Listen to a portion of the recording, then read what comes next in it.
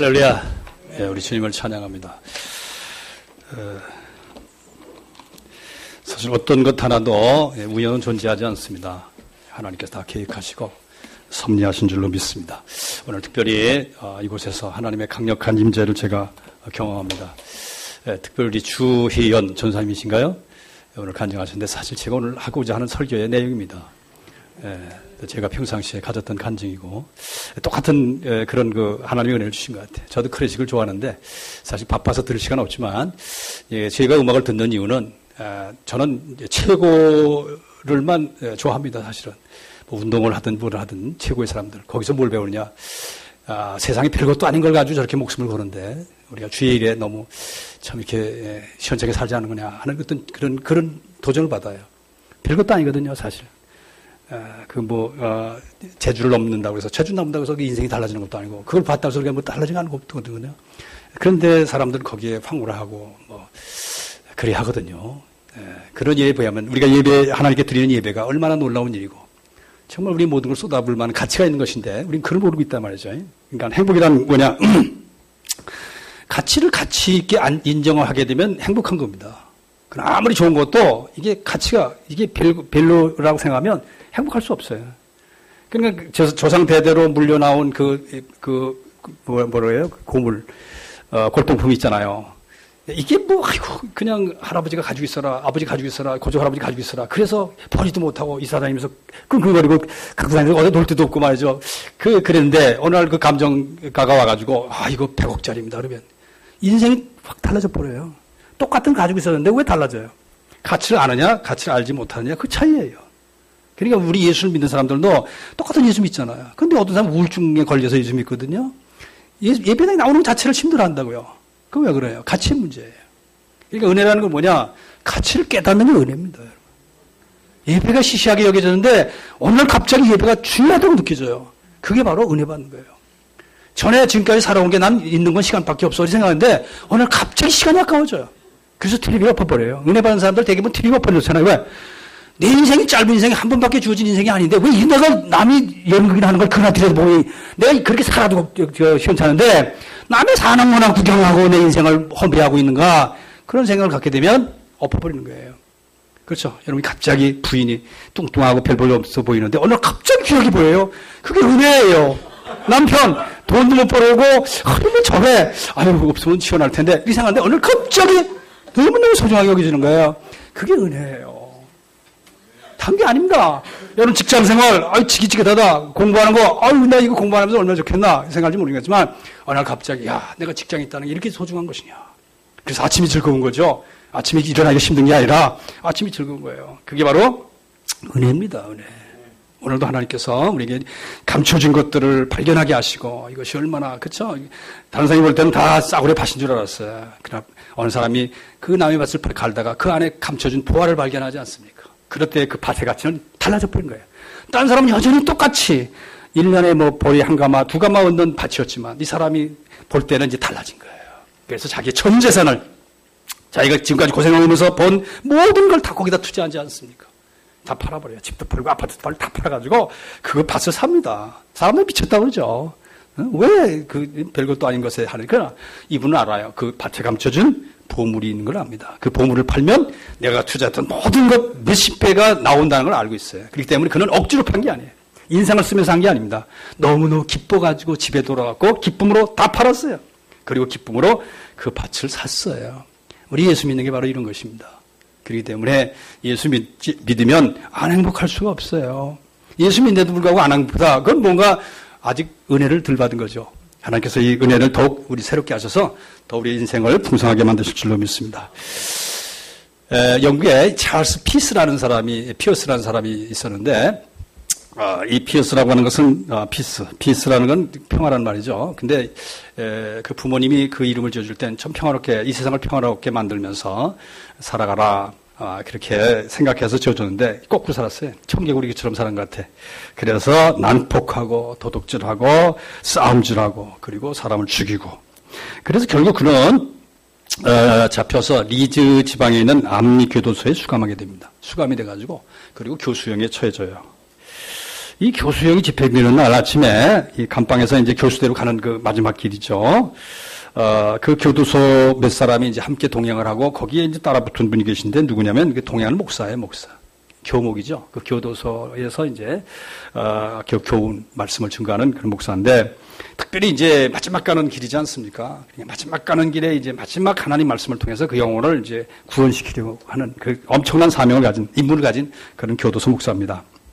근데 이 사람은 항상 그 주어진 의무에 비해서는 너무 사는 게 멍청한 것 같아요. 항상 잠에서 덜 깬 사람처럼 초점도 없이 그렇게 살아가는데 지금이 엄숙한 정말 이 사형수의 입장에서는 마지막 가는 걸음이거든요. 제가 이 얘기를 들었는데 이 사형수가 사형을 받으러 갈 때 그 또랑이 있는데요. 그 또랑을 낀답니다. 왜? 또랑에 빠지지 않으려고. 그렇죠. 마지막 가는 건데 몇 분 후에는 죽는 거거든요. 그런데 그 자기 팔을 적시지 않으려고. 그러니까 그런 순간 별 생각 다 하게. 야, 내가 다시 한번 살 수 있다면, 내가 이 길을 같이 할 수 있다면 별 생각을 다 하겠죠. 내가 죽으면 어떻게 되는 것이냐. 정말 심각한 생각을 할 거예요. 그렇죠? 요새 우리가 이렇게 살 때는 에이 죽으면 와야지 이렇게 생각하지만 마지막 당신 몇 시간 후에는 죽습니다라고 생각하면 별 생각을 하겠죠.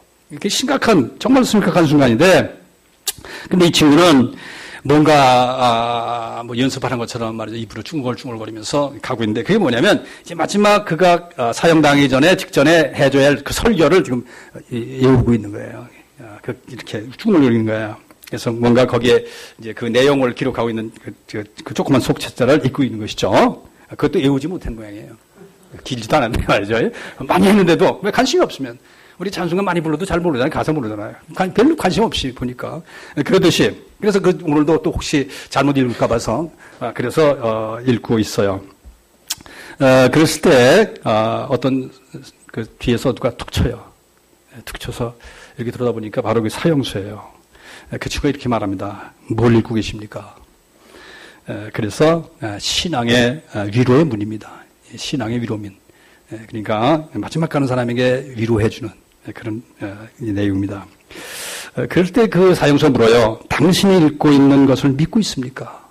당신이 읽고 있는 걸 믿고 있습니까? 당신이 그러겠죠. 여러분 저한테 질문하겠죠. 목사님. 당신이 하고 있는 설교를 당신을 믿고 있는 것입니까? 그래서 그런 질문을 하고 있죠. 그랬을 때 이 사람이 말합니다. 그런 것 같습니다. 그런 것 같습니다. 그렇습니다가 아니라 그런 것 같습니다. 그래서 같습니다는 말을 많이 쓰죠. 어디 갑니까? 교회 가는 것 같습니다. 그렇죠? 맛있는 것 같습니다. 추운 것 같습니다. 뭐 좋은 것 같습니다. 뭐 행복한 것 같습니다. 같다는 거죠. 그런 건 아니고 확실한 건 아니고 그렇게 느껴진다는 것 정도죠. 여기에 이 사형수가 놀랍니다. 그러면서 이런 말을 해요. 나는 당신의 종교를 믿지 않소. 그러나 만일 내가 믿었다고 한다면, 즉 당신이 믿는다고 하는 말들을 내가 믿는다면 영국 전체가 끝에서 끝까지 깨진 유리 조각으로 덮여 있다 하더라도 나는 그 끝에서 끝까지 기억할 것이며 그 고통이 가치가 있다고 여길 것이요. 그것이 당신이 말하는 이 영원한 지옥으로부터 한 영혼이라도 구원한이라고 한다면 말이오. 저와 여러분 사실 오늘날 한국교회가 많이 믿지 않는 사람들로 하여금 지탄을 받고 있거든요. 이 내용의 문제가 아닙니다. 사실 그 말씀을 믿고 산다는 우리의 삶의 모습 속에서 해이를 끼는 거예요. 과연 저 사람의 행동이 맞는가? 저 사람이 하는 말이 맞는가? 말과 행동이 전혀 일치가 되지 않는 것이죠. 그래서 정말로 나는 예수 안 믿지만 정말 당신이 믿는 그 예수가 진짜 예수라면 난 그렇게는 안 살겠어. 그런 식으로 난 안 살겠어. 정말 당신들이 말하는 무슨 하나님 천지를 창조하신 분이고 인생의 모든 걸 다 주관하시고 섭리하시고 심판하시고 지옥이 종류 있다면 당신들이 말하고 있는 그걸 내가 믿는다면 난 그렇게는 예수 안 믿을 거예요. 난 그렇게는 예배 안 드릴 겁니다. 그런 얘기예요. 우리는 이 얘기들을 정말 뼈아프게 들어야 됩니다. 요사이 계속 일어나고 있는 일들, 사실 신문을 이렇게 들여다보기가 겁이 나지 않습니까? 참, 어떻게 이럴 수가 있느냐 하는 사건들이 많이 일어나고 있잖아요. 특별히 어린이 성폭력 사건은 정말 우리가 어떻게 이럴 수가 있을까 하는 생각을 하죠. 지난번에 초등학생 1학년생을 이불채 싸가지고 납치해가지고 강간했다. 사건. 또 아버지가 친딸을 강간했다. 또 큰아버지가 강간했다. 이웃 삼촌은 말할 것도 없고 말이죠. 전 이런 가슴 아픈 일들이 우리 주위에서 일어나고 있죠. 성 문제 모르겠습니까? 물질 문제, 재산 문제, 별의별 문제가 많이 일어나고 있죠. 도대체 왜 이런 가슴 아픈 일들이 일어나고 있는 것일까? 도대체 하나님 믿는 우리는 뭘 잘못하고 있는 걸까? 뭔가 우리에게 책임 있지 않나요? 그렇죠? 우리에게 책임 있단 말이죠. 우리는 책임을 느끼셔야 됩니다. 오늘 본문에 보면 4명의 환자가 이런 얘기를 하죠. 사실 이들의 입장이 우리 입장이 아닌가 생각을 해봐요. 우리가 이렇게 해서는 아니 되겠도다. 우리가 이렇게 해서는 아니 되겠도다. 이 말은 무슨, 우리가 이렇게 살아서는 아니 되겠도다. 우리 예수 믿고 행복합니다. 예수 믿고 나는 참 하십니다. 라고 말하지만, 가만히 생각해보면, 우리가 잘 사는 것처럼, 이게 우리가 바르게 살아가는 것처럼 느끼지만, 깊이 생각하면, 우리가 이렇게 살아서는 안 되는 거 아닙니까? 그렇죠? 우리 교회 안에서 서로 시기하고 질투하고 교회가 여러 가지 어떻게 보면 세상에서 일어나지 않는 일들이 교회에서도 일어나거든요. 그러면 우리의 삶 속에서 그래도 우리는 낫잖아. 예수 믿는 사람들이니까 그래도 낫지라고 생각할지 모르겠지만 우리가 좀 더 깊이 생각하면 이렇게 해서는 많이 되겠지 않는가. 우리가 이렇게 사는 건 아니지 않느냐라는 얘기죠. 오늘은 아름다운 소식이 있는 날이거늘, 오늘입니다. 오늘은 아름다운 소식이 있는 날이거늘 우리가 침묵하고 있다. 만일 밝은 아침까지 기다리면 벌이 우리에게 미치리니 이제 떠나 왕궁에 가서 알리자. 지금 우리가 나타나고 있는 이 고통은 다 벌이라고 생각할 수밖에 없어요. 그렇죠? 여러분 딸이 아니기 때문에 마음은 놓였을지 몰라요. 그러나 그것이 나의 어린 딸일 수도 있어요. 내 손녀일 수도 있어요. 이 아픈 일들이 사실 벌이란 말이죠. 벌이라는 건 죄로 인한 결과거든요. 그러면 그 죄는 무슨 죄겠어요? 그 강한한 사람들의 그 나쁜 욕망, 그 성욕, 그런 것에 그것만이 죄다라고 생각할 수 있겠어요? 여기서 말하고 있는 네 명의 문둥병자는 사실 오늘날 크리스찬이라고 부를 수 있어요. 우리의 침묵한 결과가, 이 침묵이라는 죄가 이런 엄청난 벌을 이 사회에 갖다 주는 것이 아니냐. 오늘 간증하신 분, 우리가 전도지를 부르면서 상대방에서 저 바보 아냐? 라고 느낄지 모르지만 우리가 그게 두려워서 우리가 침묵하고 있을 때 내가 구태에 말할 필요가 뭐 있어. 나만 혼자 잘 믿으면 됐지. 내가 그냥 교회 나가서 예배만 들으면 됐지. 내가 듣기 싫은 얘기를 왜 사람들한테 해야 돼? 믿지도 않는 얘기를 왜 내가 해야 돼? 그러면서 내가 무시를 당하고 멸시당해야 될 이유가 뭐 있어? 그래서 많은 사람들이 침묵하죠. 이 침묵의 죄. 이것이 오늘날 우리에게 직접 떨어지는 벌이 아닌가 그런 생각을 해보는 거죠. 언제가 어떤 사원을 짓는데요. 이 사원이 무너지는 거예요. 치면 무너지고, 그 규모가 큰 거죠. 근데 사실은 이 건축가는 알았어요. 이 건물이 자기가 설계를 잘못했기 때문에 이 건물이 무너지는 걸 알았어요. 그러나 그걸 말하기가 두려웠던 거예요. 자기에게 모든 게 두려운 게 들었던 거죠. 그래서 사원을 짓는 사람들이 무슨 결론을 했냐면, 야, 이거는 신이 노해서 이렇게 건물이 이렇게 중도에서 무너지는구나. 그래서 우리가 신한테 제물을 보내자. 제사를 드리자. 제물을 드리자. 그리고 제물을 어떻게 드릴 거냐. 그러니까 내일 아침 새벽이 됐든 뭐든지 제일 먼저 찾아오는 사람을 제물로 해서 드리자. 결정을 했어요. 여러분 그때까지도 이 친구는 말할 수 있는 기회가 있었던 거예요. 그러나 침묵한 거예요. 왜? 내가 말만 딱 닫고 있으면 내 책임이 다 저쪽으로 넘어가는데 침묵하고 있었어요. 근데 놀랍게도 아침에 제일 먼저 찾아온 사람을 잡았는데 보니까 자기 부인이에요. 이 부인이 밤새도록 일한 자기 남편이 걱정이 돼가지고 아침 일찌감치 도시락을 싸가지고 남편을 만나러 온 거예요. 자기 침묵이 결국 자기 아내를 죽게 만든 거예요. 우리는 흔히 말하기를 웅변은 은이고 침묵은 금이다. 그래가지고 우리 남자들은 말하는 걸 굉장히 아주 무게 있게 생각을 하는데 우리 크리스찬들은 그럴 수가 없다는 것이죠. 오늘 본문에 보면 여러분 잘 아는 내용이지만 이스라엘과 아람이 전쟁이 붙지 않습니까? 이 가까운 나라는 전쟁은 가까우면 참 이상하죠, 그렇죠? 가까우면 잘 지내야 되는데 가까우면 싸워요. 우리 일본하고 쌀 싸우고요, 중국하고 싸우고 이북하고 싸우고 가까운데 싸워요. 우리 부부간에 잘 싸우잖아요, 그렇죠? 특별히 여러분 제일 많이 싸우는 사람이 누구겠어요? 가까운 사람이야. 부부가 제일 많이 싸워요. 내가 볼 때는 그렇게 한 것 같아. 안 싸우고 사는 사람도 있겠지만 안 싸워도 속으로 싸우는 거지. 그렇죠? 예, 어떻든 가깝다는 거는 그만큼 가까이 좋게 지낼 수 있는데도 불구하고 또 나쁘게 될 수도 있는 그런 게 있죠. 그래서 싸워요. 한 번은 이 아람 나라 왕이 베나닷이 이게 이 싸움이 이렇게 지지부지하게 해서 안 되겠다. 완전히 없애버린다. 이스라엘을 완전히 없애버려야지. 이게 남겨놓으니까 늘 티득거리고 그렇죠. 마누라 없애버리면 싸울 일 없잖아요. 그치? 남편 없애버리면 싸울 일 없듯이 이거 없애버리겠다. 이래가지고 작심을 해가지고 온 군대를 다 끌고 올라갔어요. 그래가지고 이 사마리아 이제 그 이스라엘의 수도가 사마리지 않습니까? 이 사마리아 성을 많이 둘러쌌어요. 꽉 둘러싸가지고. 그런데 이제 문제는 뭐냐면 이 사마리아 하나 있는 사람들이 군인들이 그 군력이 이 포위의 그 아람 군대를 뚫고 나갈 수 없다는 거죠. 그 강력하게 싼 거죠. 그래서 이 에워싼 작전이 뭐냐면 성이 견고하기 때문에 성을 뚫고는 못 들어가더라도 성을 에워싸면 뭐가 생기느냐?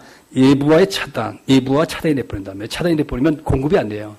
그렇죠? 그래서 외부에서 식량이 공급돼야 되는데 이 안에서 생산되는 거 아니면 한계가 있단 말이죠. 그렇기 때문에 완전히 이제 고사 작전이죠.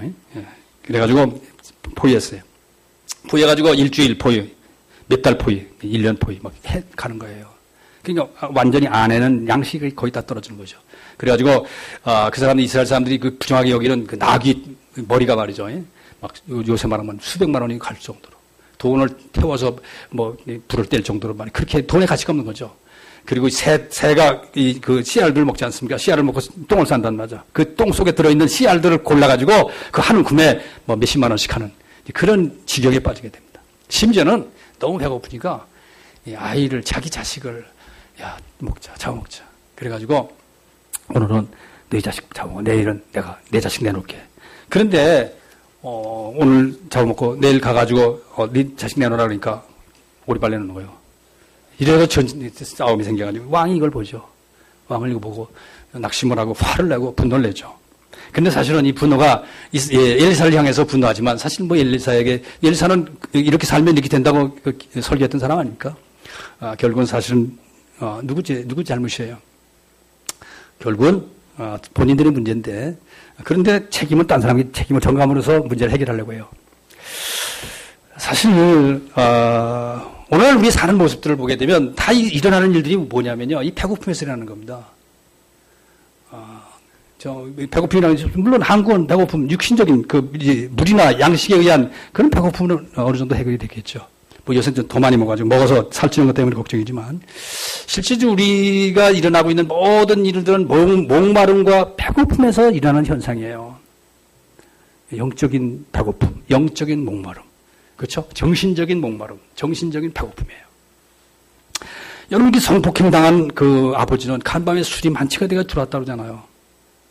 그리고 그 부인은 PC방에 가서 새벽 3시에 들어왔다는 거예요. 그러니까 무언가 남자는 남자대로 무언가를 채우려고 헤매는 거고요. 그 채우는 수단을 술로 채우려고 하는 거죠. 그 뭔가 굶주림을 술이나 알코올로 채우려고 하는 것이죠. 그리고 이 아내는 뭔가 굶주림을 이 PC방에서 가서 뭐 하는 건지 모르겠지만 어떤 거기서 뭔가를 채우는 거예요. 새벽같이 거기 앉아있지 않으면 견딜 수 없는 그런 거죠. 그러니까 오늘날의 사건들은 다 이 채우려는 몸부림이에요. 여러분 정치가들은 뭘 채우려고 그러게 그 권력, 명예욕, 뭐 그걸 채우려고 막 대통령을 하려고 하고 물론 명분은 뭐 나라와 민족을 위한 것이지만 제가 공산주의 사회도 가보면요. 명분은 뭐 인민을 위한, 인민을 개뿔이나 무슨 인문이에요. 여러분 어젠가 신문에 보니까 러시아 대통령이 말이죠. 자가용이 700대래요. 그리고 요트가 4개고 집이 20채고 말이죠. 그리고 비행기가 뭐 83대인가? 뭐 헬리콥터 다 포함시켜가지고 말이죠. 그러면서 그러니까 뭐 자기는 뭐 굶주리는 거지라고 그렇게 생각할지 모르겠지만 이건 완전히 내로 황제보다 더하다는 거죠. 그거 왜 그러냐? 우리가 생각할 때는 그 대통령 됐으면 그 대통령 하나만 가지고 만족할 것 같은데 안 되는 모양이에요. 그렇죠? 부인 하나면 되잖아요. 근데 그거 만족이 안 되는 것 같아요. 그래서 성경 보니까 이 사마리아 여인은요 남편을 5명이나 살아봤어요. 이건 그래도 안 차는 거예요. 그러니까 지금 있는 남편은 내 남편이 아니라는 거예요. 너를 만족시킬 수 없다는 거예요. 그러니까 지금 우리들이 살고 있는 모습들은 전부 이 굶주림을 채우려는 거예요. 몇조 원 가진 사람은 턱을 못 벌어가지고 구멍가게를 다 잡아먹잖아요. 얘는 오죽하면 여기 보니까 그 사마리아 성 안의 사람들이 자기 자식을 잡아먹었어요. 오죽하면, 그렇죠. 오죽하면 잡아먹겠냐, 이제. 오죽하면 자기 딸을, 성폭행해서 잡아먹는 거죠. 그 어린 것들을 잡아먹는 거예요, 사실은. 그 인생이 평생 그 상처를 가지고 평생 어떻게 살아가겠어요? 죽이는 거죠. 잡아먹는 거죠. 이 굶주림, 이것들이 왜 일어났냐는 거죠. 왜 이런 현상이 생겨졌냐는 거죠. 그게 뭐예요? 이 도시를 아람 군대가 포위하고 있다는 거예요. 그래서 이 공급이 차단되고 있다는 겁니다. 우리 인생이 왜 이렇게 공고하냐? 무한히 공급해 준 하나님과의 관계가 차단돼 버린 거예요. 이게 죄입니다. 이게 마귀 역사예요. 마귀가 하나님과 우리 사이의 공급을 차단시키는 겁니다. 그리고 심지어는 예배당 안에서도 이 공급이 차단돼 버리면 공고한 거예요. 그래서 예수 믿는 사람도 바람피고 예수 믿는 사람도 이상한 짓 하고 그러는 거예요. 왜? 겉으로는 이렇게 인 것처럼 보이지만 실제적으로는 마귀라는 게 중간에 딱 서가지고 차단시켜버렸다고. 그러니까 무한한 공급이 있음에도 불구하고 차단돼 버리니까 이 안에는 사마리아 성은 다 굶어 죽는 거예요.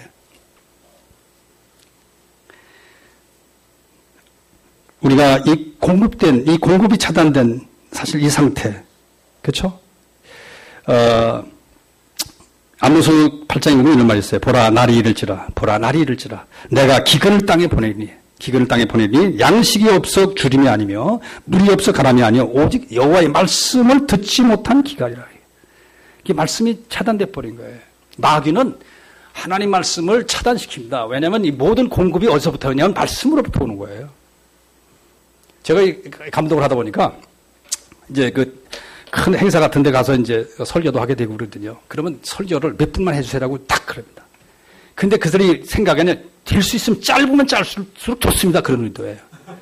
그러면서 광고는 길어요. 그리고 다른 프로는 길어요. 다른 이거는 길어요. 그러니까 설교는 가치가 없다고 보는 거예요. 그래서 뭐 옛날부터도 여자 미니스터 같아하고 뭐 설교는 짧을수록 좋다고 말이죠. 그런 얘기가 있듯이 말이죠. 그러니까 하나님 말씀은 마치 이제 없어도 되는 것처럼 다른 거를 땜방을 해도 되는 것처럼 그렇게 마귀가 전략을 세우는 거죠. 내가 예수 잘 믿어라. 그렇지만 일단은 하나님으로부터 공급되는 것만 차단되면 끝나는 것이다. 그래서 사실 마귀가 우리의 기도를 막습니다. 우리 신앙생활 가장 중요한 게 설교 듣는 것하고 기도하는 거거든요. 근데 설교 듣는 거 차단하죠. 그 다음에 기도 차단합니다. 기도는 다른 게 아니에요. 기도는 공급받는 수단입니다. 우리가 정말 공부할 때 엎드리면 하나님께서 뭐든지 다 공급해 주잖아요. 그러니까 우리가 어떻게 사는 건 좋다. 열심히 사는 것도 좋고 아주 뭐 열정을 사는 건 좋다. 그러나 공급이 끊어지면 그 열정이고 그 모든 게 다 의미가 없는 거죠. 다 사라져버리는 것이죠. 그래서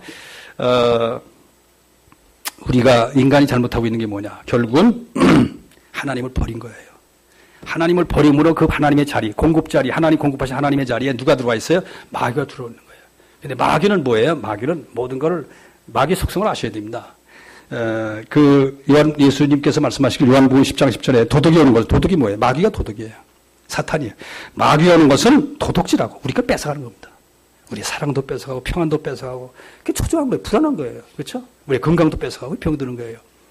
그리고 도둑질하고 명예도 뺏어가고요. 그리고 죽이고 결국은 죽이는 거예요. 그리고 결국은 멸망시키려는 것뿐이요. 그래요. 우리는 하나님을 버리면 진짜 거기에 자유가 있는 것처럼 생각하지만 하나님을 버리면 자유가 있는 게 아니라 공급이 끊어집니다. 공급이 끊어지면 자유가 없는 거예요. 자유는 공급에서 자유가 있어야 되는 거예요. 그러니까 산소가 공급되니까 우리가 이렇게 자유롭게 호흡할 수 있는 것이 여러분 산소가 끊어져 버리면 우리의 자유는 아무리 숨을 헐떡거려도 헐떡거리는 것만큼 빨리 죽어요. 그러니까 아이가 젖을 있으니까 빠는 거지 젖을 없는데 빠는 행위는 아무 의미가 없습니다. 그러니까 마귀는 하나님과의 관계를 끊어버리고 뭐든지 하고 싶은 데 다 하라. 하고 싶은 대로 다 하는 게 죽는 짓밖에 없는 거예요. 망하는 짓밖에 없는 거예요. 그런데 우리는 그걸 몰라요. 하나님 없으면 자유로워서 이제 하고 싶은데 다 할 수 있다 생각할지 모르겠지만 그 순간 하나님을 버리는 순간보다부터 자유가 없어 자유가 없어도 된다는 건 우리가 할 수 있는 게 아무것도 없다는 거예요. 죽는 것밖에 없는 거예요. 죽는 짓밖에는 할 짓이 아무것도 없어요. 그러니까 사실 예수 믿는 분들은요 다 죽는 짓 하고 있는 거예요. 망하는 짓 하고 있는 거예요. 그렇게 되면 불쌍하게 보셔야 돼요. 그들이 우리가 볼 때 성취하는 것처럼 보이고 뭔가 이루는 것처럼 보이고 뭔가를 가지는 것처럼 보이지만 결국 죽는 짓이에요. 망하는 짓입니다. 왜? 마귀의 전략이 그거니까요. 그래서 여러분 탕자가 언제부터 공고했어요? 아버지 집에 있을 때는요 공고함이 없었어요. 부족함이 없었습니다. 근데 아버지를 떠나면서부터 뭐가 찾아와요? 부족함이 오는 거예요. 물론 그거 가지고 있었던 게 있었어요. 그러나 그 다 뺏기지 않습니까? 다 잊어버리죠. 마지막 건강도 잊어버리고, 야, 여기서 이제 죽겠구나. 생명까지도 잃어버릴 위기에 처하니까 어떻게? 아버지 앞에 돌아오죠. 아버지 앞에 돌아온 거예요. 그것이 바로 우리가 해야 될 일이죠. 그래서 오늘날 우리가 사실, 제가 이번에 월남을 갔다 왔는데, 월남이 대단히 말로는 비참하게 산다 그러지만, 사실 공산주의는 할 수 있으면, 그 기본적인 생활을 해주려고 애쓰는 데가 아니겠습니까? 다만 생산력이 떨어지니까 이제 공급이 딸리는 거죠. 예?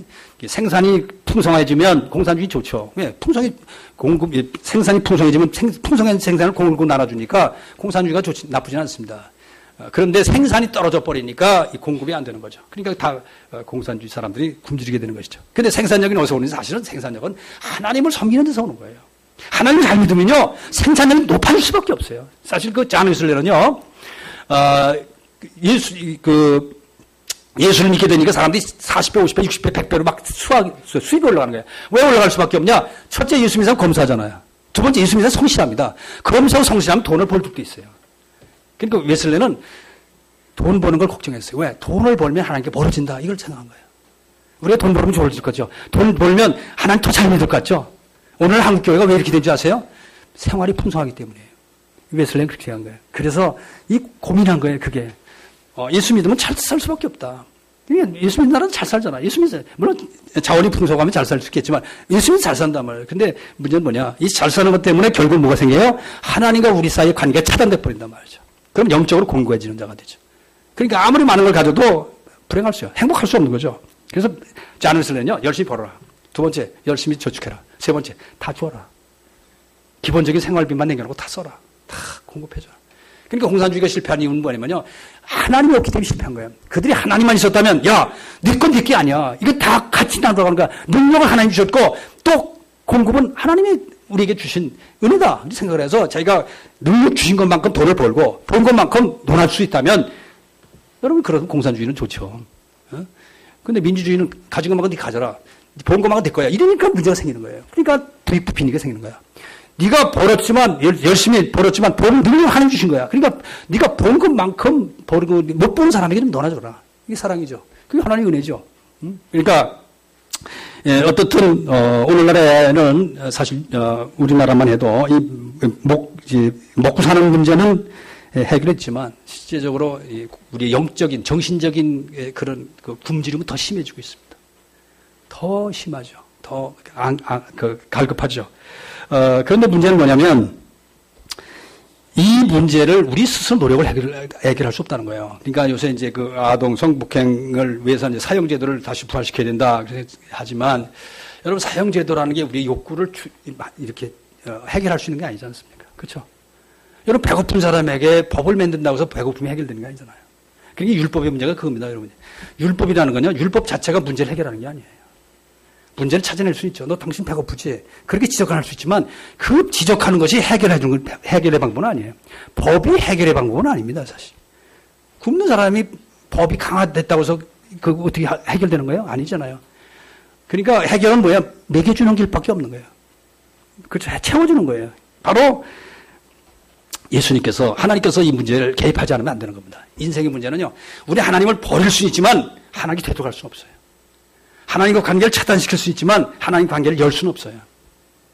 그러니까 이 일을 누가 해야 되냐? 하나님 쪽에서 하셔야 돼. 그래서 하나님이 우리에게 은혜를 베푸십니다. 우리는 은혜로 살아가는 거예요. 우리 노력으로 살아가는 게 아닙니다. 우리가 뭘 성취함으로 살아가는 게 아니고 하나님의 은혜, 하나님 주시는 것 아니면 우리가 이룰 수 있는 게 아무것도 없어요. 그러니까 은혜인데 하나님께서 은혜를 선포하지 않습니까? 그러니까 은혜는 어디서부터 오느냐? 사실은 하나님 말씀으로부터 은혜가 와요. 그러니까 첫째는 우리가 말씀 은혜를 받으셔야 됩니다. 여러분 병원에 가잖아요. 내가 불치병이라고 생각했는데 병원에 갔는데 의사가 걱정하지 마세요. 이 병은 병도 아니에요. 한 달 동안만 입원하면 돼요. 이렇게 말하면 그게 뭐예요? 은혜의 메시지예요. 그걸 그 환자는 그걸 고맙게 받아들여야 됩니다. 왜? 아유, 그게 무슨 말 같지도 않은 소리 합니까? 내 입장엔 그렇지 않습니다. 나는 이 병으로 죽을 거예요. 이렇게 생각할 수도 있단 말이죠. 그러나 일단 하나님께서 우리에게 주신 말씀은 사실 다 은혜의 말씀입니다. 그럼 믿으셔야 돼. 우리가 설령 그 말씀이 책망의 말씀처럼 들려도 그게 사실 은혜의 말씀이에요. 보세요. 부모님들이 자식들한테 야 공부 열심히 해라. 야 공부 좀 열심히 해라. 그게 듣기 싫지만 사실은 부모가 자식에게 하는 은혜입니다. 은혜의 말이에요. 은혜. 남의 부모 같으면 그런 얘기 하겠어요? 남의 부모는 절대 안 합니다. 왜? 내가 공부 잘하면 지 자식 떨어지는데 공부를 하라고 그랬어요? 안 하죠. 그렇죠? 내가 부자가 되면 그만큼 딴 사람이 가난하게 산다는 그 생각을 하는데 하겠어요? 그러니까 사실 알고 보면 잔소리도 은혜예요. 우리 남자들이 제일 싫어하는 게 잔소리잖아요. 근데 실제 우리가 알고 보면 잔소리가 은혜입니다. 왜? 부인 없으면 절대 그런 얘기 누가 해줘요. 옆에 여자 절대 그렇게 안 해줍니다. 그런 얘기 안 해줍니다. 돈이나 긁어 가려고 그러지. 그런 얘기를 해줘요. 그렇죠? 뭐 밥 두께 먹어라, 뭐 해라, 걸어라, 뭐 해. 잔소리 안 합니다. 그러니까 그게 사실은 알고 보면 은혜거든요, 은혜. 근데 은혜인데, 그래서 사람들이 이제 부인을 잃어버리면, 이 잔소리가 그리운 거죠. 은혜가 그리운 거예요, 은혜. 은혜. 근데 있기 전에는, 사라지기 전에는 그걸 모르죠. 그래서 괴로웠는데, 사실 그래요. 하나님 말씀이 어떤 말씀이든지, 사실 믿을 수 있는 말씀이든 믿을 수 없는 말씀이든 다 하나님이 전능하신 분이잖아요. 하나님 말씀을 그대로 이루신 분이에요. 솔로몬이 그런 얘기잖아요. 성전 세워놓고, 하나님의 입으로 하신 말씀을 서로 이루셨다 그랬어요. 내가 성취했다고 그런 거예요. 여러분 지금까지 살아오신 건 하나님이 성취하신 겁니다. 여러분이 하셨다고 생각하면 그러면 교만을 누르는 거예요. 그러니까 인생이 망가지는 거예요. 내가 됐다는 얘기는 그만큼 하나님을 밀어내는 거거든요. 그러나 하나님이 하셨다는 거는 하나님을 끌어들이는 거예요. 그러니까 사실 하나님이 하신 거죠. 하나님이 하셨다. 하나님이 말씀하셨다. 지금 하나님 말씀해. 그래서 엘리사가 그렇게 얘기하잖아요. 이제 그 절망에 빠져 있는 사람들에게 이렇게 설교합니다. 여호와의 말씀을 들을지어다. 이제 하나님 말씀이 우리에게 왔다. 임했다. 여호와께서 고운 밀가루 한 쌀을 한 세겔로 매매하고 보리 두 쌀을 한 세겔로 매매하리라. 내일이면 회복되겠다는 거예요. 내일이면 경제가 회복된다는 겁니다.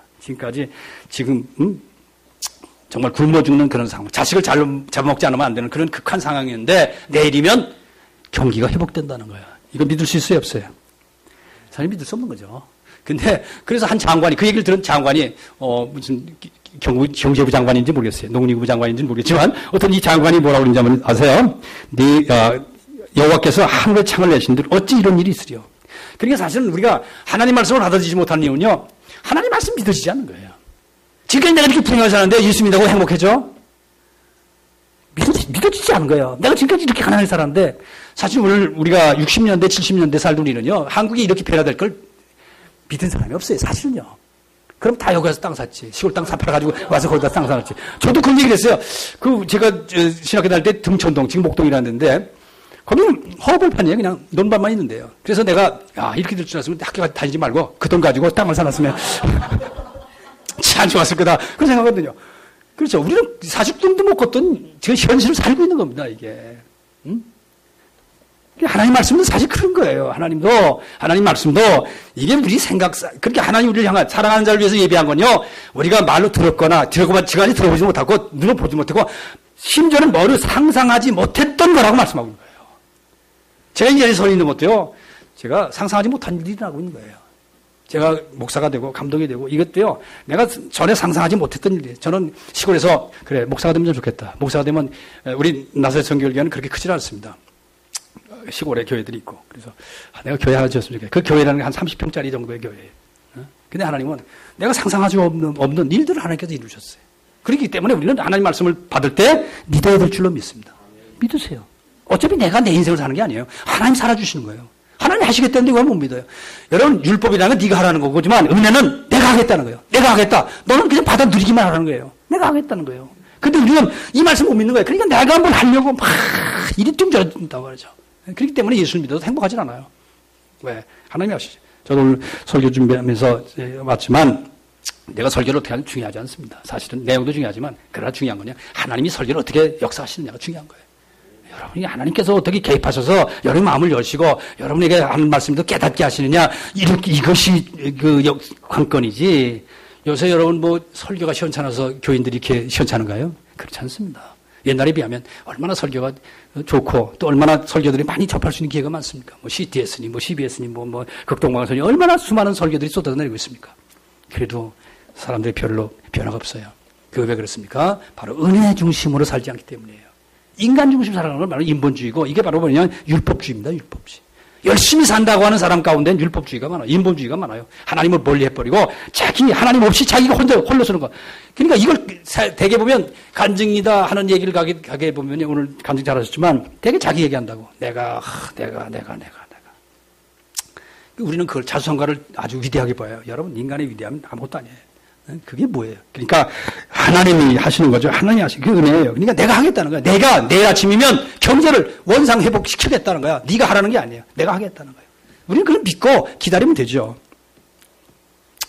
하나님 하셨어요. 하나님 말씀하신 걸 반드시 이루시는 줄로 믿으시기 바랍니다. 예수님 이 땅에 보내신 거 그냥 우연히 된 게 아닙니다. 다 말씀하셨고 그 말씀하신 걸 이루신 거예요. 그래서 어떻게 했다고 그랬어요? 이 갑자기 아람 군인들로 하여금 막 큰 군인들이 막 몰려오는 소리, 막 병거들이 막 요새 말하는 탱크 소리가 막 탱크 굴러오는 소리, 비행기 뜨는 소리, 막 이런 소리 막 들려온 거예요. 이 사람들이 생각할 때, 야, 이 사마리아 왕이 이스라엘 왕이 다급하니까 돈을 외국에다 줘가지고 군인을 애국 군인이라든지 군인들을 끌고 왔구나 이렇게 생각을 한 거예요. 그래가지고 그 사람들이 살기 위해서 다 도망질 뻔했어요. 다 도망질 때 얼마나 급한지 목숨보다 중요한 게 없잖아요. 이렇게 다 놓고 다 도망간 거예요. 그래서 이 나병 환자들이 이제 그 은혜를 경험하지 않습니까? 사실 오늘날 우리가 이렇게 비참하게 살아가는 것은 뭐 때문이에요? 사실은 마귀가 하나님과의 우리 관계를 차단시킨 겁니다. 그러면 하나님께서 우리를 위해서 이 해결책으로 뭘 하셨어요? 그것이 바로 우리가 믿는 예수 그리스도죠. 그래서 우리 예수를 믿는 거예요. 하나님께서 예수님이 이 땅에 보내셨어요. 그럼 예수님이 이 땅에 오셔서 하신 일이 뭐냐? 요한일서 3장 8절 보면 하나님의 아들이 나타나신 것은, 하나님이 아들이 이 땅에 오신 것은 마귀의 일을 멸하리 하심이에요. 마귀의 일을 멸하리 하십니다. 마귀의 일을 못하게 막아버리는 거죠. 마귀의 일이 뭐예요? 우리를 뺏고 우리를 죽이고 우리를 멸망시키는 거죠. 우리를 포위해가지고 하나님과의 관계의 공급을 끊어버리는 것이죠. 그거를 다 없애버리는 거죠. 제거시켜버리는, 담을 무너버리는 거예요. 예수님께서 오셔서 하신 일이 바로 하나님과 우리 사이에 담을 물어버린 거예요. 우리 사이에 있는 마귀를 쫓아버리고 이제 하나님과 우리를 하나 되게 하신 줄로 믿으시고, 이것이 바로 예수 그리스도 십자가의 은혜고 예수 그리스도의 부활의 은혜예요. 그래서 예배소에 보면 사실 우리는 하나님과 멀리 있던 사람이에요. 그런데 이제는 그리스도 안에서 예수 그리스도의 피로 너희가 가까워졌다. 하나님과 가까워졌다. 이제 공급이 원활하게 이루어졌다는 거죠. 그러니까 예수 그리스도를 통해서 우리에게 하나님의 부활한 공급이 공급되는. 그래서 우리 기도할 때 어떻게 기도해요? 예수의 이름으로 기도하는 겁니다. 내 잘난 거 가지고 기도하는 거 아니고, 내가 무슨 있는 거 가지고 잘난 거 가지고 기도하는 게 아니라, 어디 예수 그리스도의 이름으로 우리가, 왜? 예수 그리스도가 통로를 열어주셨으니까. 예수 그리스도로 말미암아 우리는 이제 하나님의 은혜 안에서 풍성함을 누리게 되는 것이죠. 이 예수의 승리, 예수 그리스도의 십자가의 승리, 부활의 승리, 이 승리가 바로 하나님과 우리와의 관계를 회복시키고 화목하게 하시고 통로를 연 거죠. 히브리서 2장 14절도 죽음을 통하여, 예수 그리스도께서 죽음을 통하여 죽음의 세력을 잡은 자, 곧 마귀를 멸하셨다. 마귀, 우리가 하나님과 우리 사이를 막고 있는, 우리를 포위하고 있는, 우리의 삶을 이렇게 곤고하게 만드는 이 마귀를 다 척결시킨 겁니다. 그래서 이제 우리는 포위로부터 해방이 된 거죠. 이 자유를 얻은 거죠. 그래서 우리는 예수 안에서 새 생명을 얻게 된 것이고, 예수가 내 안에, 내가 예수 안에 거하는 하나 되는 그런 복을 받고 사는 것이죠. 그래서 요한복음 10장 10절에 내가 온 것은, 마귀가 온 것은 그렇게 하러 왔지만 내가 온 것은 양으로 하여금 생명을 얻고 풍성히 얻게 하려 합니다. 그러니까 우리가 예수를 믿는 이유는 생명을 얻고 영생을 얻고 더 풍성히 얻는 것이 바로 우리 예수 믿는 목적이에요. 그러니까 여러분, 예수 믿는 사람들은 부족함이 없어야 돼요. 여호와는 내게 나의 목자신 내게 부족함이 없다. 이게 바로 우리의 신앙의 고백이어야 됩니다. 그러니까 이 행복이라는 게 뭐냐? 부족함이 없는 게 행복이에요. 뭔가 부족하니까 이게 그렇죠. 잔소리가 왜 나와요? 부족하니까 잔소리가 나오는 거예요. 남편이 해달라는데 다 해주면 잔소리 안 합니다. 그렇죠? 다 하는데, 내가 생각하는 대로 다 해보세요. 절대 잔소리 안 하죠. 근데 뭔가 부족한 거야. 뭔가 시켜도 시원찮아. 마음에 안 들어. 그러니까 이 잔소리가 나오죠. 그러니까 하나님은 우리와 하나님 앞에 사실 불평할 필요가 없을 정도로 하나님은 우리의 모든 걸 이미 공급해 놓고 계신 거예요. 다 열어놓고 계시다고. 근데 문제는 뭐냐? 우리가 이 사실을 알지 못하고 있는 거예요. 예수를 못 믿는 거예요, 사실은요. 응? 예수 믿는 게 기껏해야 우리가 고생 열심히 해서 남보다 더 성실하게 살고, 남보다 더 깨끗하게 살고, 남보다 더 건강하게, 거룩하게 살고, 도덕적으로 윤리적인 그런 차원에서만 생각하는 거예요. 근데 문제는 뭐냐면, 우리가 바로 그 깨끗하고 윤리적이고 도덕적으로 살만한 능력이 우리 안에 없다는 거예요. 왜 아내를 사랑하고 싶지 않은 사람이 어디 있어요? 저도 밖에 나갔다 오면, 우리 부인이 고생 많이 해요. 좀 사랑해줘야 돼. 근데 얼굴을 보면 달라져요. 그럼, 왜 그러냐? 그런 마음은 있지만 그럴 능력이 없는 거예요, 우리 속에. 그 능력을 누가 공급하냐? 우리 속에서 만들어지는 게 아니라 하나님이 공급하시는 거예요. 그렇기 때문에 기도해야 되는 거예요. 오늘 하나님, 내가 부인을 만나러 갑니다. 하나님, 나의 부인을 정말로 이 세상에 둘도 없는 정말 사랑스러운 아내로 맞이할 수 있도록 내 마음에 사랑을 부어주세요. 오늘 갑자기 그쵸? 뜨거운 마음이 생기잖아요. 사랑의 마음이 생기잖아요. 그게 은혜예요, 사실은요. 그러니까 존 웨슬리도요. 그가 아키퍼스라든지 테일러라든지 이런 분의 책을 읽고 야, 내가 하나님의 온전한 내 삶을 하나님께 온전히 마음을 드리는 삶을 살아야 되겠구나. 그런 마음을 결심을 해요. 그렇지만 13년 후에는 절대 자기가 그렇게 살아오지 못한, 노력은 했지만 애쓴 것은 있지만 그런 상태로 살지 못했다는 걸 알게 돼요. 그리고 1738년 5월 24일 정확하게 8시 45분경에 저녁에 어떤 집회에 갔다가 말씀을 들으면서 은혜를 받아요. 그래서 자기가 그동안 가졌던 비전을 이룰 수 있는 힘을 얻습니다. 이게 바로 은혜예요. 그래서 우리는 하나님으로부터 많이 공급받는 사람들이 신앙생활을 잘하는 거예요. 내가 노력을 많이 하는 사람이 예수를 잘 믿는 게 아니라 많이 공급받은 사람, 그렇죠? 많이 공급받은 능력이 있으면 능력만큼 일하는 거예요. 여러분 아세요? 어떤 사람이 어떤 일을 시키면요, 야, 최선을 다해 목숨을 다해야 돼. 여러분 그 사람이 능력이 있어야 최선을 다함으로 효과가 나타나지, 능력도 없는 사람이 최선을 다하면 일만 저지릅니다. 그렇잖아요. 장관된 사람이 능력이 없으면, 근데 저는 능력이 없기 때문에 못하겠습니다. 여기 물러서면 좋은데, 능력도 없는 주제에, 최선을, 목숨을 다해서 하겠습니다. 목숨 다해서 하면 말이죠. 능력도 없는 사람이 목숨 잘해봐야 일만 저지르는 거야. 응? 그러니까 우리가 해야 될 일은 뭐냐? 능력을 하나님으로부터 필요한 걸 공급받은 다음에 그 능력을 가지고 해도 늦지 않단 말이죠. 근데 우리는 능력 받기 전에 일부터 하니까 지쳐 자빠지는 거예요. 그래서 예수님이 증인이 되라. 너는 이 모든 게 증인이다. 예수 믿어야 회개하고 예수 믿어야 천당 가는 거, 내가 그를 위해서 십자가에 달렸고 다시 부활한 것도 너 알지 않니? 너는 일의 증인이야. 넌 전도할 증인이야. 그렇지만 전도하는 거 중요하지만 그보다 먼저 중요한 게 뭐냐? 능력을 받아야 돼. 그래서 하나님 약속하신 그 능력을 입힐 때까지 이성에 머물러 있어라. 그래서 떠나지 말고, 이성을 떠나지 말고 해라. 그래서 사실 그 사람들이 전도하기 전에 뭘 했냐? 열흘 동안 기도하잖아요. 그 일할 능력을 먼저 받는 거예요. 그래서 새벽 기도가 그래 중요한 겁니다. 저녁 기도도 중요하지만 새벽 기도, 오늘 하루 동안 살아갈 능력을 받는 거죠. 사람과의 관계할 능력을 받는 것이죠. 그래서 하나님께서 우리가 뭐든지 하나님께 구해서 공급받을 수 있는 그런 길이 누굴 통해서? 예수 그리스도를 통해서 이루어진 거예요.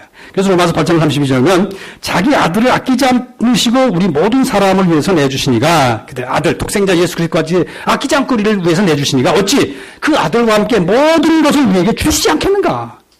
하나님은 여러분이 필요한 근데 우리는 자꾸 필요하다 그러면 돈만 생각해. 근데 여러분 돈 채워줬다고 행복하지 않아요. 그러니까 사랑, 평안, 기쁨, 희망, 비전, 그렇죠? 어떻게 보면 이런 것들이 더 소중할 수 있잖아요. 우리가 이 빈자리는 감사한 거예요. 왜? 빈자리는 우리에게 희망을 주기 때문에. 왜? 이 자리를 채운다는 희망 있잖아요. 그렇잖아요. 희망이 있는 거예요, 여러분. 그렇죠? 병 들었다는 건 희망이에요. 왜? 내가 다시 건강해질 수 있는 희망이 있다는 거죠. 그렇기 때문에 하나님은 희망, 이런 것들이 우리에게 살아가는 데서 우리의 인생을 가치 있게 만드는 것들을 바로 허락하신 분이다 말이죠. 그때 우리는 염려하지 말고, 걱정하지 말고, 두려워하지 말고 하나님께 기도하는 거예요. 엎드리는 거죠. 엎드려요. 이제 이 나병 환자들은 졸지에 사실은 비참한 운명, 가장 비참한 사람들은 나병 환자들이에요. 그렇죠? 어려운 중에도 제일 어려운 사람이 나병 환자들이에요. 근데 이 나병 환자들이 졸지에 인생이 반전이 되지 않습니까? 최고의 가프가 돼버려요. 가장 부족함이 없는 사람이 돼버립니다. 최고로 그러니까 먼저 된 사람이 야중되고 야중된 사람이 먼저 되는 거예요. 제일 밑바닥에 있는 사람이 제일 먼저 회복을 해버리잖아요. 그게 뭐야? 은혜입니다, 그게. 가장 소망이 없다는 사람이 오히려 더 일찍 일어나게 돼요. 일찍 일어나요. 그래서 우리 신학교도 보면 교수님들이 그래요. 저 친구 나가면 목회 잘하겠지. 그런 친구는 와서 돈 꿔달란대. 근데 목회 나가서 무슨 목회를 하겠나? 그 친구는 와서 양복해드리겠다고 그러는데.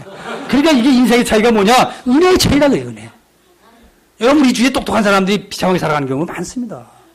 그렇죠? 근데 어벙벙한 사람들이 아주 잘 살아가는 경우가 많아요. 그게 뭐예요? 사실은 은혜죠. 이 나병 환자들이 어떻게 은혜를 받았습니까? 이제 자기 생각했어요. 야, 우린 여기서 있으면 죽어.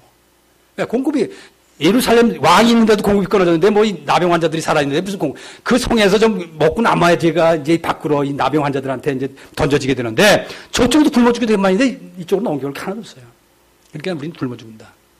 그러면 예루살렘, 거기 사마리 선동한다. 거기 굶어 죽는 데 들어가 봐야 우리 같이 굶어 죽어. 살 수 있는 길이 하나 있는데, 그게 뭐냐? 아람 군대로 가는 거예요. 아람 군대에 가서 항복하자.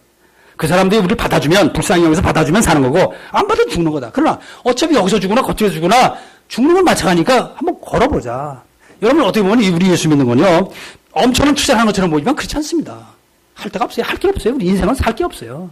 이 길밖에 없어요. 그래도 믿지나 멋지나 뭐나 예수 믿는 길밖에 인생에겐 길이 없어요. 그러니까 예수 믿는 거냐 믿지 마이 번전이에요. 어떤 사람이 그랬어요. 야, 예수 천당이 있다고 생각해서 예수 믿어. 그래서 예수 천당이 있다고 예수 믿었으면 그만큼 행복하지 않느냐. 그렇죠? 그렇죠? 지옥이 있다고 생각하면 지옥에 안 간 것만 생각해도 행복하지 않냐. 그러나 막상 가가지고 없다 하더라도 그래도 그것 때문에 그것 때문에 덕본 거 아니냐 생각해. 그러나 만에 하나라도 있다면 어떻게 되는 거냐. 그렇죠? 그러니까 어떻게 보면 우리가 모험하는 것처럼 보이지만 이게 예수 믿는 길밖에는 길이 없어요. 우리는 다른 길이 있다고 생각하는 속임을 당하는 것입니다. 그래서 이 나병 환자들이 결단을 내립니다. 야, 우리가 가자. 아람한테 가서 항복하자. 이 길만이 우리가 유일한 살 길이다. 이게 50%의 확률이 있는 것처럼 보이지만 사실은 어떻게 보면 이 사람들에게는 100%의 확률이 있었던 거예요. 여러분, 우리가 예수님께 가는 것은 50%의 확률이 있는 것처럼 보이지만 아닙니다. 예수님께 가는 것은 100%의 확률이 있는 줄로 믿으시기 바랍니다. 어차피 우리 길이 삶이 망해요. 우리 다른 일을 한다 하더라도 결국 망합니다. 오직 우리가 예수 그리스도 앞에 가서 그분 앞에 항복하는 거예요. 왜? 우리는 그분이 받아줄 주제가 안 돼요, 사실은요. 우리가 하나님 앞에 가서 받아주세요. 이렇게 말할 주제가 아니에요. 우리는 마땅히 죽어야 마땅한 존재들이에요. 그렇죠? 우린 죄와 허물로 죽었던 너희들이 허물과 죄로 죽었던 너희를 살리셨다고 말씀하고 있어요. 우리는 그 입장입니다. 우리가 무슨 가서 애결한다고 해서 무슨 봐주고 자시고 할 그런 여지가 없는 사람들. 전폭적으로 100% 은혜가 있으면 사는 거고 은혜 없으면 죽는 거예요. 죽도록 우리는 그렇게 살아왔어요. 이것 때문에 하나님의 은혜는 100% 있단 말이죠. 이 때문에 우리는 하나님의 은혜를 믿고 그분에게 가는 거예요. 그렇죠? 은혜. 우리를 살리는 것은 우리 어떤 것이 아닙니다. 은혜만이 우리를 살리는 거예요. 그래서 이 친구들은 아람 사람들이 그 장교나 왕이 우리에게 국류를 베풀는 은혜를 베풀면 살 거고 아니면 죽는다. 그래서 하나님은 우리를 부르실 때 은혜를 가지고 부르시는 줄로 믿기를 바랍니다. 우리가 주님께 오기만 하면 100%다. 한 사람도 거절. 내게 온 자는 내가 한 사람도 거절하지 않겠다고 말씀했어요. 아버지가 나를 보내는 자는 절대 내가 거절하지 않는다. 말씀하고 있지 않습니까? 그래서 이사야서 55장 아주 유명한 말씀 있잖아요. 오라 모든 의망 자들아 물러나오라. 돈 있는 자들 오라 너희가 와서 사목되 돈 없이 값없이 와서 포도주와 젖을 사라. 너희가 어찌해서 양식 아닌 것을 위해서 은을 달아주고 배부르게 못할 양식을 위해서 그렇게 수고하느냐. 어떻게 보면 우리 예수님께 가는 것 외에 다른 일들은 사실 우리가 헛수고라고 말이죠. 헛노력이라고 말이죠. 우리는 예수 안에서 예수님을 믿음으로 일어나는 모든 일들은 가치가 있는 것이지만 예수를 떠나서 일어나고 있는 모든 일들은 사실 헛수고입니다. 생각해 보세요. 여러분 물고기가 물속에 있을 때의 노력은 다 자기를 존재하게 하는 수단이 될 수 있지만 물고기가 물 밖에서 하는 노력은요 죽는 짓이에요. 그러니까 우리는 항상 은혜 안에 살아가고 있다는 사실을 믿으셔야 됩니다. 우리가 살아가는 건요 우리가 남보다 더 많은 일을 했기 때문에 행복한 게 아니라 우리가 하나의 은혜 안에서 지금 살고 있다는 것 때문에 행복한 거예요. 내가 은혜를 그렇죠. 여러분 어떤 사람으로 낫다고 하면 절대 행복할 사람 한 사람밖에 없어요. 이 세상에 한 사람밖에 없어요. 그렇죠? 1등은 하나밖에 없으니까. 1등만 행복하다면 절대 여러분 행복할 사람 한 사람밖에 없어요. 그렇죠? 저 여자하고만 살아야 행복하다면 그 여자를 가지고 있는 사람 한 사람밖에 안 돼. 그러니까 행복할 사람 한 사람밖에 없어. 그런데 모든 남편들이 같이 사는 여인을 하나의 은혜로 나는 사실 장가갈 주제도 못 되는데 하나님께서 이렇게 엄청 은혜를 베푸셔서 이런 좋은 하나를 우리가 허락해 주셨다. 이렇게 은혜로 받아들이게 되면 100% 다 행복한 거예요. 그렇죠? 예, 그리고 우리 결점을 보는데 결점 자체도 사실 은혜예요. 내가 부족하니까 그걸 채워주려고. 그렇죠? 우리 성질이 안 맞아서 뭐 이혼한다. 이게 거의 그 잘못된 얘기예요. 똑같으면 살기 어렵습니다. 그래 하나 느리면 한 부지런한 사람이 있어야지. 다 느리 터져가지고 못해 살겠어요. 또 둘이 다 이렇게 급하면 안 돼. 둘이 급하면요 사고 나요. 그렇기 때문에 다 하나님은 다 우리에게 가장 좋은 것으로 주신 거예요. 근데 우리가 문제는 뭐냐? 그 좋은 걸 좋은 것으로 받아들이지 않는다는 데 문제가 있는 거예요. 그걸 그대로 깨닫지 못하는 데 문제가 있는 거예요. 그렇기 때문에 은혜가 필요하죠. 여러분, 예수 그리스도가 우리를 이 세상의 어떤 것을 채울 수 없는 그런 영원한 생수인 줄로 믿으시기 바랍니다. 네, 사마리아 여인에게 말했잖아. 이 세상이 주는 물은 먹으면 다시 목마르다. 그러나 내가 주는 물은 다시 목마르지 않은데 이것은 내 속에서 샘솟도록 일어나는 샘물이다. 이 샘물. 영생수라는 거죠. 그래서 요한복음 4장에서도 이 물을 마시는 자마다 다시 목마르니와 내가 주는 물은 마시는 자는 영원히 목마르지 아니하리니 내가 주는 물은 뭐예요? 예수 그리스도예요. 그 속에서 영생하도록 솟아나는 샘물이 되리라. 6장 35절에도 예수께서 이르시되 나는 생명의 떡이니 내게 오는 자는 결코 줄이지 아니할 터요 나를 믿는 자는 영원히 목마르지 아니하리라. 내게 오는 자는 절대 줄이지 않는다. 내게 오는 자는 절대로 목마르지 않는다. 이 은혜예요. 예수 그리스도가 은혜입니다. 우리 은혜를 아셔야 돼요. 근데 은혜는 어떻게 돼요? 우리가 구원받는 원리가 있습니다. 은혜로 인하여 믿음으로 말미암아 구원을 얻었나니라고 그래요. 하나님의 은혜가 있잖아요. 그럼 우리에게 필요한 이 은혜를 내 것으로 만들어야 돼. 그렇죠? 여기 물 있잖아요. 이 물을 나를 위해서 떠놨다는 것 자체는 뭐예요? 은혜입니다. 그렇죠? 내가 물값을 내는 것도 아니거든요. 떠났어요. 은혜입니다. 그러나 이 은혜가 충분하지 않습니다. 은혜 자체는 충분하지만, 내게는 충분하지만 이 은혜만으로는 충분하지 않아요. 뭐가 있어야 돼요? 이걸 내가 마셔야 돼. 마셔서 이 물이 내 속에 피와 살 속에 들어가서 하나가 돼야 돼. 일체가 돼야 돼. 이게 바로 뭐냐면 믿음이에요. 믿음. 그렇기 때문에 경험이 필요한 거예요. 경험. 오늘 간증은 경험을 얘기하는 거예요. 예수님이 사랑하신다더라고 아는 것 중요합니다. 하나님이 나를 위해 십자가에 달도하셨다는 사실 아는 것 중요합니다. 그분 나를 위해서 부활하셨다는 사실 중요합니다. 이게 나를 위해서 물을 떠났다는 게 중요합니다. 그러나 내가 이 물을 마시지 않는 한은 그것은 별 의미가 없어요. 별 가치가 없는 거예요. 많은 사람들은 예수에 대해서 알지만 예수를 체험하지는 않습니다. 예수님이 은혜로운 분이라고 얘기하지만 예수님의 은혜를 경험하지는 않습니다. 체험하지 않아요. 거기 문제가 있어요. 그래서 우리는 하나님 말씀을 중요하죠. 그러나 그 말씀이 우리 삶 속에 성취가 돼야 돼. 그 약속이 내 삶에 이루어져야 된다고 말이죠. 그래야만 비로소 그것이 내 것이 될 수 있는 것이죠. 그래서 신앙생활에 있어서 중요한 게 뭐냐? 경험입니다. 경험. 여러분들이 하나님 말씀, 은혜를 아셔야 돼. 근데 그 은혜를 경험하셔야 돼. 많은 사람들은 은혜가 있지만 그 은혜를 은혜를 받을 만한 자격이 없다고 생각해요. 은혜는 사실 뭐냐면요, 받을 만한 자격이 없는 것 사람에게 주어지는 게 은혜거든요. 그래서 제가 만일 어떤 분이 엄청난 돈을 내게 줬다 그러면 저는 그걸 거절할 거예요. 왜 거절하냐? 나는 그걸 받을 만한 자격이 없다고 생각하기 때문에. 오늘 많은 사람들이요, 예수를 그렇게 믿어요. 그래서 내가 받을 만한 것만 받고 내게 부르심에 넘친다는 건 거절합니다. 은혜는 우리가 하나님의 은혜가 부족한 게 아니라 우리가 하나님의 은혜를 받아들이는 게 부족하기 때문에 우리는 궁핍해 있는 거예요. 목말라 있는 거예요. 수건지에 물이 마른 게 아니라 우리가 그 물을 내 것이다 라고 생각하지 않고 그걸 차단해버리는 거예요. 스스로 끊어버리는 거죠. 그래서 하나님이 주시는 은혜를 생각해 보세요. 하나님이 내 안에 계시다? 상상할 수 없는 일이 하나님이 어떻게 내 안에 계실 수 있을까? 그러니까 이건 아닐 거야 라고 거절하죠. 그러나 여러분, 하나님 말씀은 그대로예요. 그분이 우리에게 생명을 주신다면 우리는 생명을 받아야 될 줄로 믿습니다. 그렇죠? 그분이 주신다고 하니까 그냥 받아야 돼. 내 염치가 없다. 사실 저도 이렇게 살아오면서 더 많은 걸 누릴 수 있었음에도 불구하고 나는 그걸 거부했다는 생각이 많이 들어요. 그렇게 미안한 생각이 드는 거죠. 미안해. 그래서 이게 내 분에 안 차는 건, 내 분에 안 맞는 건데 그렇게 생각을 할 수 있단 말이죠.